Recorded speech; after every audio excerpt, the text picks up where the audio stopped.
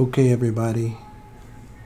Have to excuse my voice, but kind of lost my voice the last couple of days. Recovering from a little head cold, but hopefully you can hear me okay. All right, so wanted to do a proof of concept about how option prices are impacted by the direction of the stock move. And so my contention is that as a seller, three ways to make money. Either the stock remains flat, the stock moves away from your strike price, or the stock can even move slightly in the direction of your strike and you can still profit as a seller. And my contention is also as a buyer, there's only one way to profit, and that is the underlying stock price has to move towards your strike in order for that option premium to gain value. And so we're sort of discounting the phenomenon that happens around earnings, where you can have a stock price remain flat and IV sort of fluctuate kind of wildly. So we're not looking at that. We're looking at, of the 252 days of trading, there are like 4 or 5 days where that post earnings phenomenon might happen. All the other days should just be normal. Should be normal price action, unless there's some big news that would drive, some crazy fluctuation in the stock price. So that's the setting. I've never traded options on Apple, and so this is just a test case. I haven't even seen what it looks like in the end, but I'm kind of projecting what I think will happen, and then we'll play it, see what happens. So I have it set up for August 2nd as our starting point for where we're going to be running the data from, and we're going to be taking, at this point, we're going to be taking, or somewhere in this time frame, we're going to be buying the 150 strike with August 13th expiration, and we're going to be buying 10 contracts. And so we want to see what happens to the premium or option value as we go through several days of trading. So we'll see what happens when it dips here.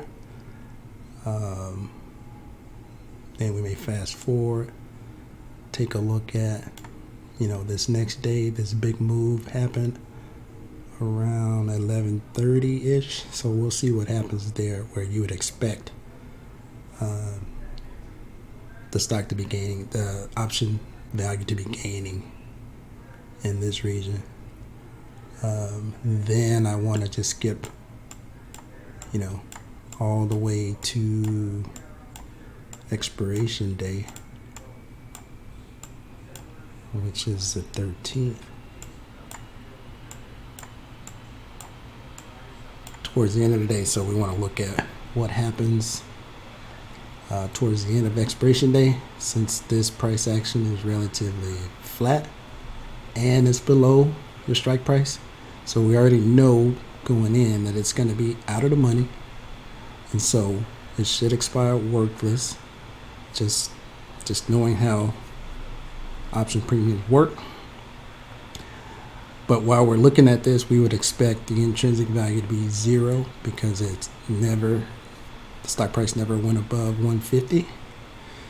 We expect the extrinsic value to be approaching zero, and the P&L to be a net negative, indicating a loss on the trade. Basically, you'll be losing pretty much what you paid for those 10 contracts. We can also look at delta and IV. Delta should be approaching zero. So as an out of the money option expires or approaches expiration, delta is going to trend towards zero.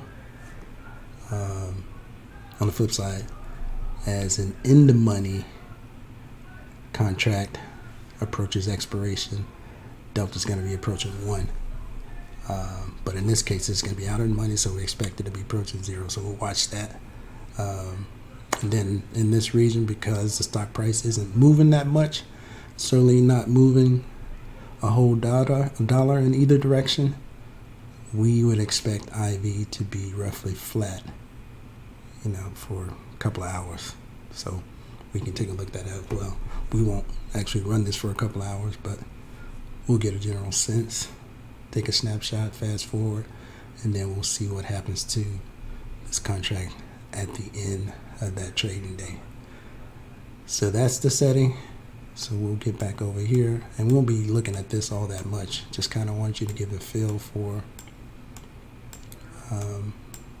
some key areas. We want to take a look at the chart and what the premium is doing in a couple of different time frames. So we'll start at the beginning here, then we'll let it run for a little bit. Fast forward to the next day, let it run for a bit. Fast forward to the end and see what happens. All right, so hopefully this works. And so this is Thinkorswim on demand. So I have it set up for August 2nd, same as what we were looking at in Webull on the chart. So it's set to start at market open. I already have my order set to buy 10 contracts of Apple. Like I said, expiration on August 13th, 150 strike, and I've got a limit order at 85. So that's just to give me a little wiggle room so that my order will actually get picked up in case at the open the stock price starts to rise. If it rises, then my limit order can accommodate the change in the premium price. So let's see what happens. So we will just hit play.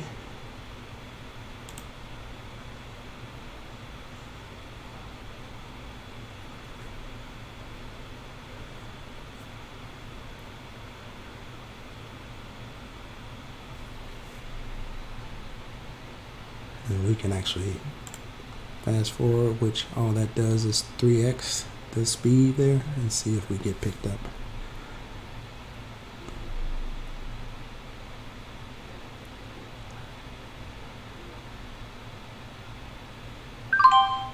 Okay, so our order got filled. So now we can minimize that. And we see now that we got filled at 83 cents or $83 per contract. The current mark is higher, so that means we should be profiting on the trade, and you see we're up 35 bucks. And so now we just sort of let this do its thing for a little bit. And so as you watch this, you see now we are negative on the trade, which indicates the stock price decreasing. And so as the stock price is decreasing, we can be looking at implied volatility. You can be looking at delta. And so as the stock price starts to decrease $1 or more, then you would expect that to start influencing the premium price.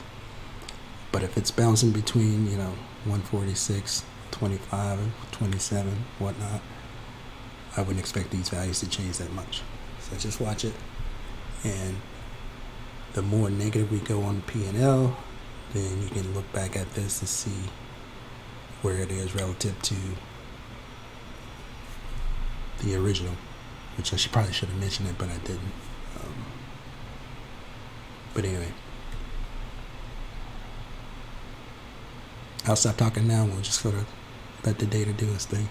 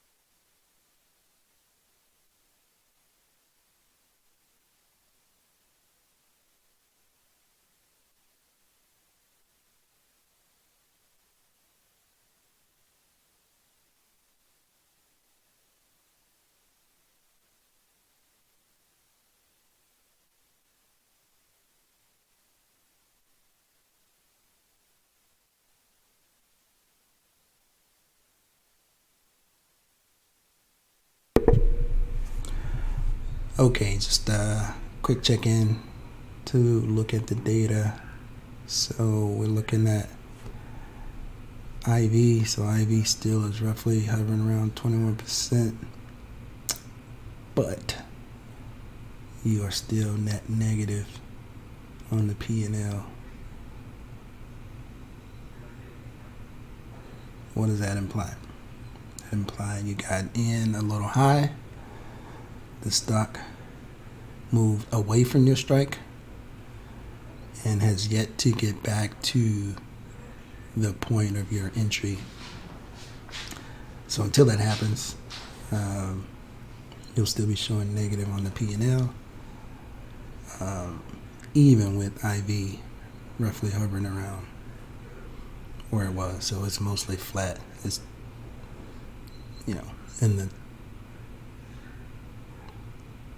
0.2, 0.3 either direction. But for the most part, it hasn't moved all that much. And you're still showing negative on the P&L.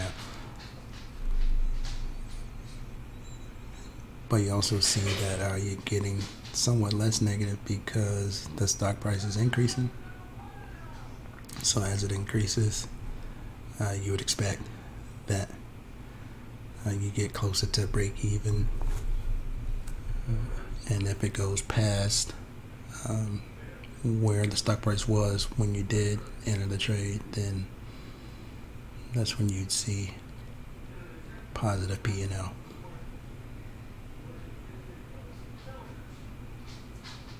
So this sort of illustrates the point that I was trying to make with my declaration that certainly, I always preach that the entry is important, but also once you enter, then based on where you entered and where your strike is, the stock price has to be moving in that direction in order for this premium to gain in value. And so as it's moving down below 146, then this is getting more negative in terms of P&L.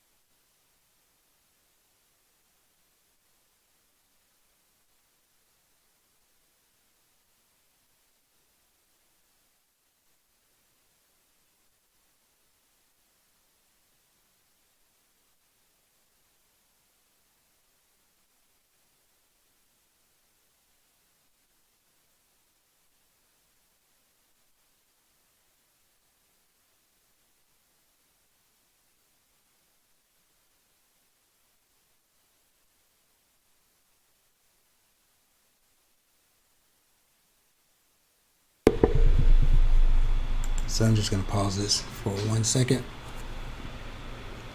and just sort of talk a little bit. So let's assume nothing changes with respect to the stock price and anything else between now and expiration date. What do you think would happen with the value of these contracts? Intuitively, since you know an out of the money contract is worthless at expiration, then you'd expect this intrinsic value to stay zero, and This extrinsic value, remember we talked about what that is. That is IV and time decay theta. So theta is decreasing the value of each contract by $7 per day for every day that you hold this contract. And so as long as you are holding this contract, theta is working against you as a buyer. And so if it's below the money, if it's out of the money, it has no intrinsic value, and the only value that it has is implied volatility that's priced into the premium, and time decay that's also priced into the premium. And time decay is always negative for a buyer. And so the longer you hold it, the more theta works against you. The closer to expiration, the faster theta decays the premium for those contracts. Okay, so if you never get any higher than what the current price is, 146, then this will remain zero. This will trend towards zero and eventually be zero at expiration. Make sense? And so therefore, the amount that you paid to enter this trade, which was $83 per contract times 10 contracts, $830. At expiration, if nothing changes and this remains below 150, these two will go towards zero. This P&L will keep increasing towards 830. Just wanted to just sort of pause and talk about that. Okay, so what we can do is fast forward this. So let's see, where did we want to go next? So we wanted to look at, and we can see this, right? So it's kind of intuitive. You enter somewhere up here, the stock price dips, and so obviously you're going to be negative on the trade. We're just trying to look at the details of the data to confirm that. So you're currently net negative. So we'll fast forward one day, and we will look maybe, what do we say, 11:30? So about right here, and see what happens. Okay. So we go to August 3rd. 11:30.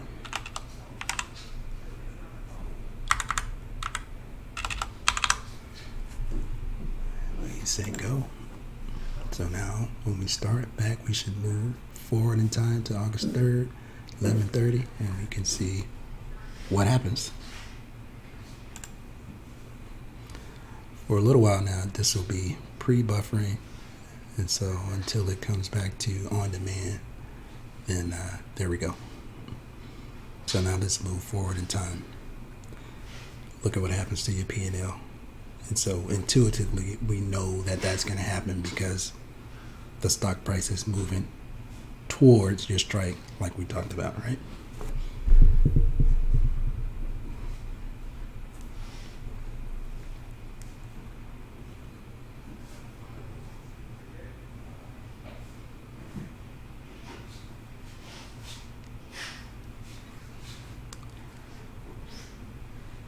And so now we are net positive on P&L.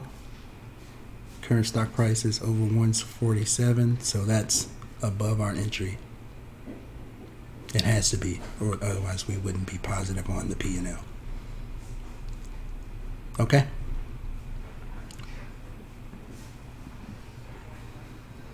And so now we can just watch this a little bit.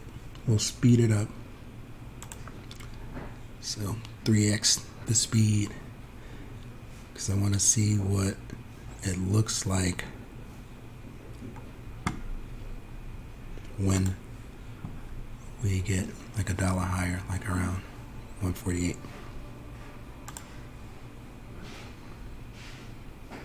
Okay, so the P&L is just increasing, and it should increase as we would anticipate. So I'll stop talking and we'll just watch the data for a little bit.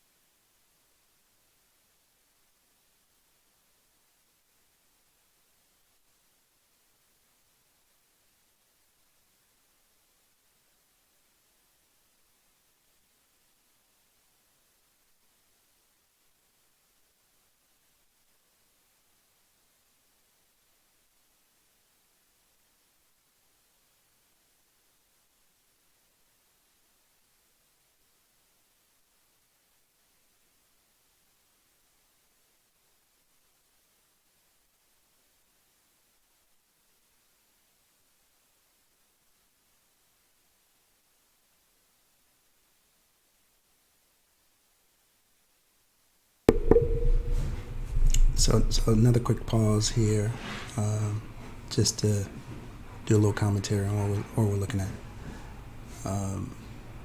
So we are positive on the P&L, $55. The call option mark is higher than when we enter the trade, which makes us positive on the P&L. Look at this. We are still below the 150 strike price, so there is still zero intrinsic value within this option, and it is still all IV and time decay. Go figure. And it's essentially equal to the current price of the premium. Okay, just wanted to point that out.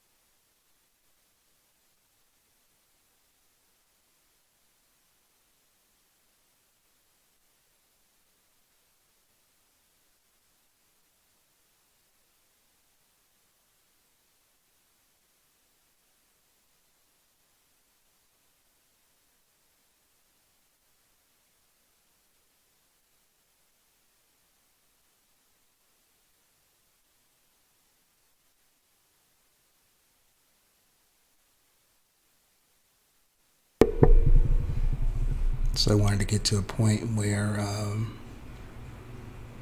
we were able to speed this ahead in time, and so now we are approaching 148 on the stock price. Look at that P&L. So approaching $300. So again, stock price moving towards your strike price for options that you buy. You will see a premium increase as a result. With that premium increase, that means you can sell the close for a higher price than you bought it, which means you will earn a profit, which is the difference between where you close it and what you paid for it to enter the trade.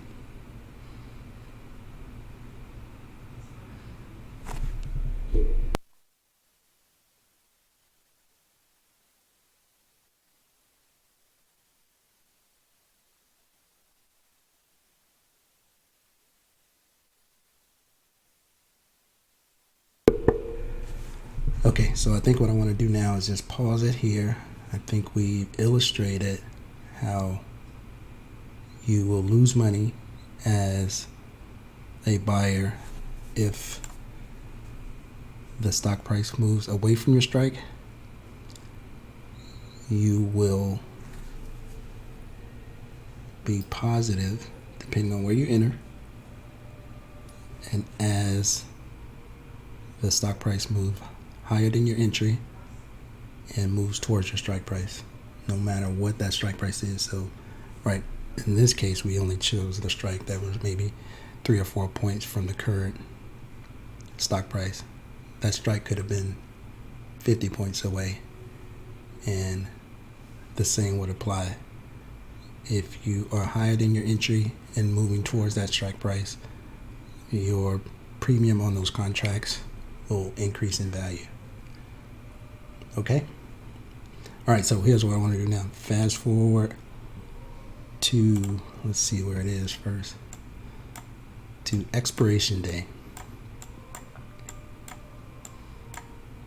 And sorry, I'm recording this and it might make you a little dizzy, but we want to see what this thing does. Okay.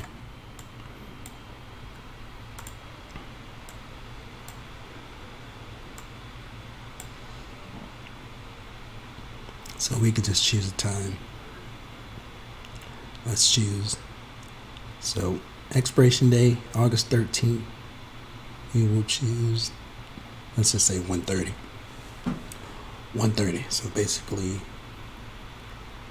hour and a half by my math until market close.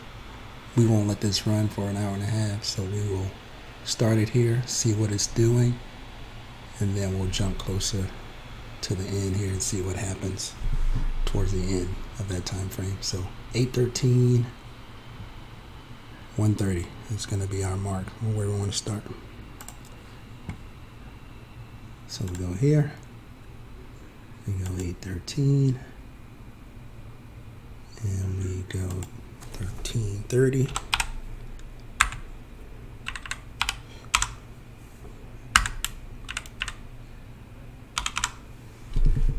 Click go.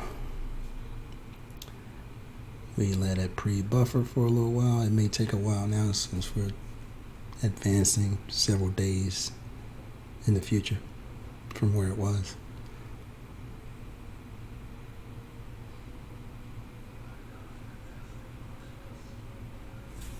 Okay, that wasn't too bad.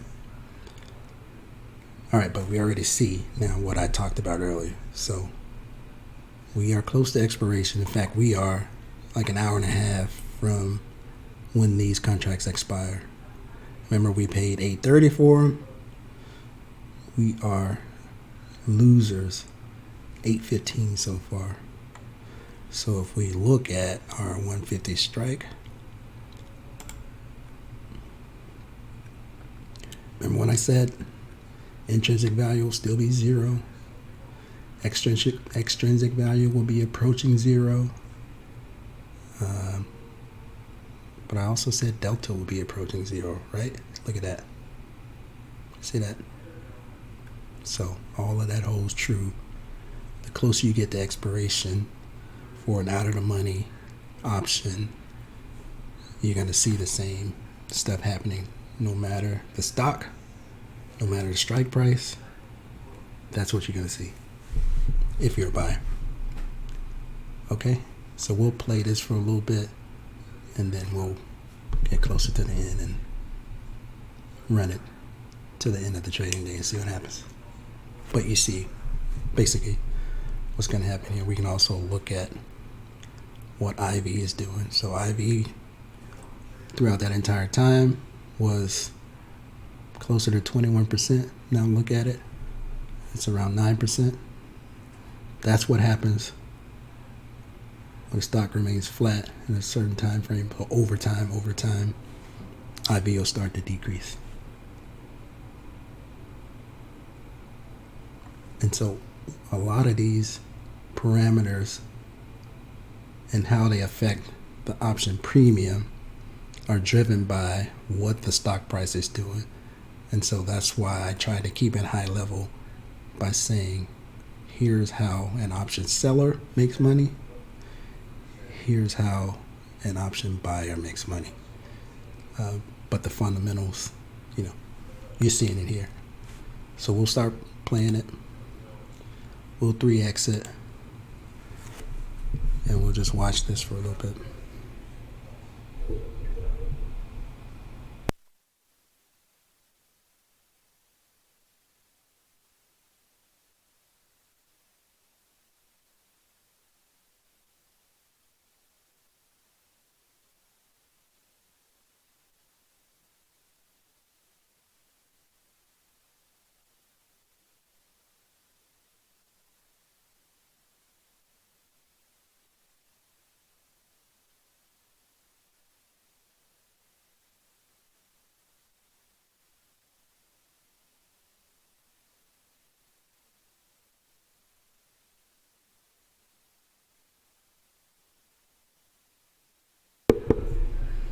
Okay, so what's happening?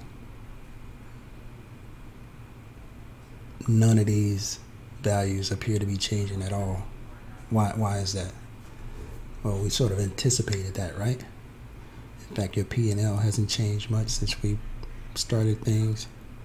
This is sped up 3 times faster than real time. Why isn't anything happening to these values? It's because of what I talked about, right? So if the stock price is mostly flat, then these Greeks don't really come into play because they influence the option premium based on some sort of stock movement. So the stock's got to be moving in order for these to really come into play. So if you've got a stock that is trading flat and it's not in the money for the buyer, then that's not good. So this is why I say the stock price has to be moving towards your strike price as a buyer in order for you to be increasing the premium value, in which case you can close this out higher than what you paid for it, realizing some sort of profit. But if this stock is flat after you've entered it, you're guaranteed to lose money on that trade for as long as you hold it. Okay? As a seller, the stock can stay flat and you'll be fat, dumb, and happy because the state of decay is on your side. It's decaying the value of this premium the longer the buyer holds it. And because I collected premium up front, if the stock remains flat and the buyer holds it through expiration, then at the end of expiration, since it's out of the money, it's going to have no intrinsic value, And since we are close to expiration, the extrinsic value will be decayed to 0. And so me as a seller, if I held those contracts for the entire duration, I collect, or I earn 100% of that premium I collected up front. Okay, so a seller makes money. Stock can remain flat. After you enter, the stock can move away from the strike price, which is what you want ideally, or the stock can move a little bit towards the strike price, and you can still profit off the trade. But as we've demonstrated here, as a buyer, one way to make money when you're buying either calls or puts, it doesn't matter. The stock price has to move in the direction of the strike that you chose. Okay? So I'm going to pause it here, fast forward a little bit, and then I think we can be done.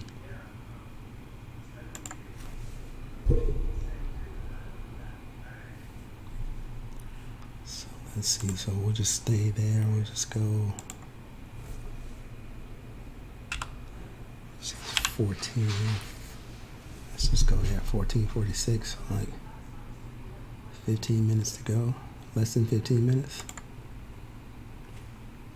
Let's see what happens.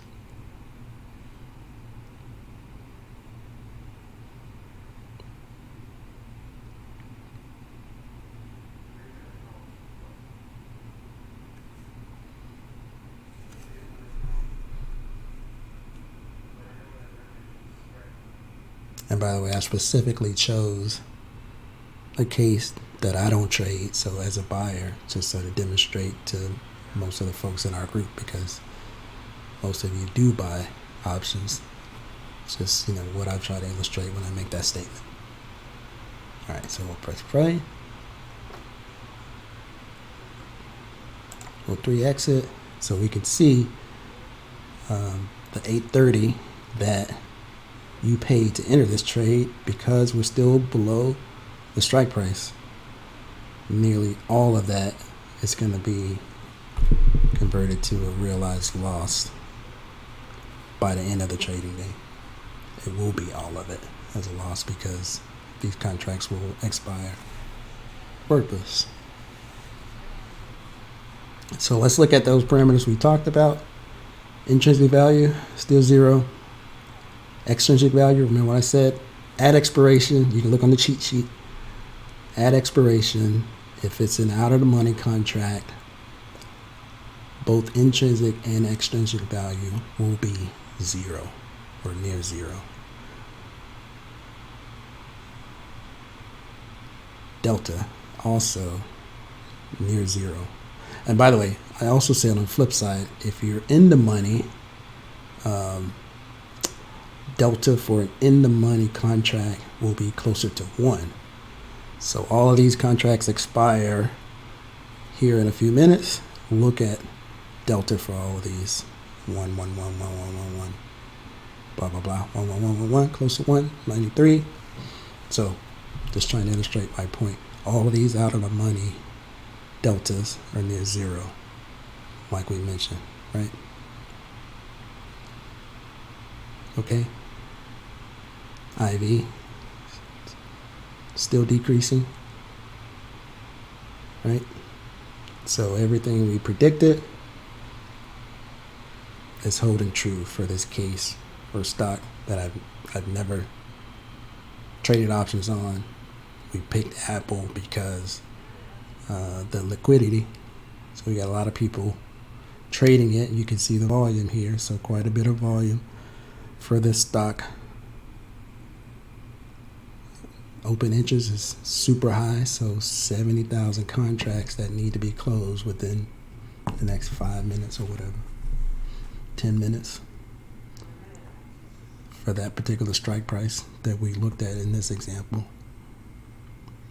So hopefully this is an example where we take a little bit of time to sort of explain how these options premiums work for you as a buyer and as a seller. Now this is kind of lengthy, so I'm not sure if I'll do another long option example. I might do an example on the types of trades that I make just to show you the opposite perspective and how that works. But everything so far that I mentioned holds true in this case, and it should hold true if I do an example from a seller's perspective. So I'll do that at a future date. But for now, this demonstrates what I try to illustrate in the words that sometimes get muddled, and if you try and bring it up too high level, then there's not enough detail, and you're like, what the hell is he talking about? He didn't know what he's talking about. But proof is in the pudding. I never used this on-demand tool. It's first day trying it out, but it confirms what I've been telling you guys for a while now. So that's it. I will get this out there. It may be too long to drop in the chat. In fact, I'm almost certain it'll be too long to drop in the chat, and so I might have to dump it on the YouTube, but I'll do that. So I bid you farewell, and we can do a Q&A in our group chat, but hopefully this illustrates in number form what I've been trying to state in words. Hopefully it's a little bit better to process. All right, that's all I got. Peace.